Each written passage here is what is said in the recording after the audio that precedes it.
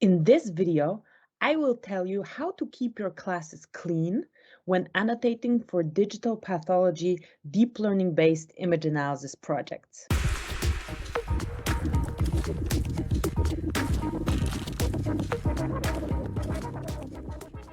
Hi, I'm Alexandra Zhurev, and I'm here to help you do better digital pathology. This video is a part of a webinar I co-hosted with Aphoria, a company which uses artificial intelligence for image analysis. The whole webinar is packed with actionable annotation tips and tricks, and I'm going to leave a link to it in the description below. But now let's get into how to keep your classes clean and what does it even mean. So our first principle is to keep the classes clean. What is a class? Class is basically what we want to detect in this image, like the simplest words, what we want to detect in this image. And in this image, you have this annotation here, annotation layers. There's one layer. We want to detect the tumor, but in reality, we want to detect the tumor and the non-tumor. So we have two classes here. And we need to keep, when we annotate, we give example of those classes, and we need to keep those classes clean.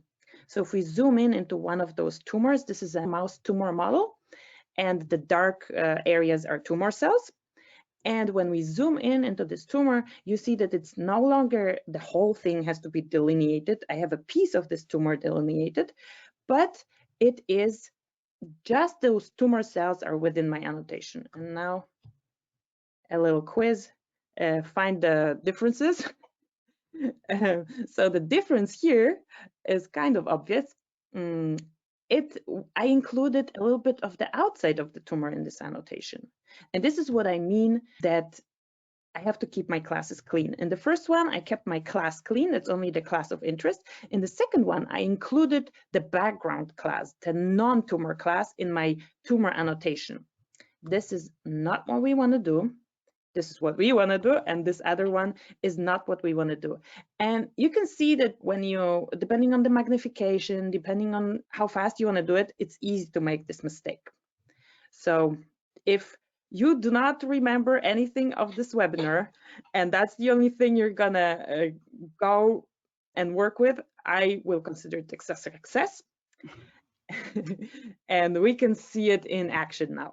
Lindsay's going to show us how it works on the platform on Aphoria.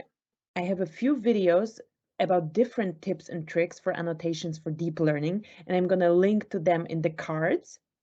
But if you liked this tip, go ahead and click the link in the description below to register for the full webinar. It's not only full of actionable tips and tricks, but also contains an in-depth demonstration of the Aphoria platform. I'm looking forward to seeing you there.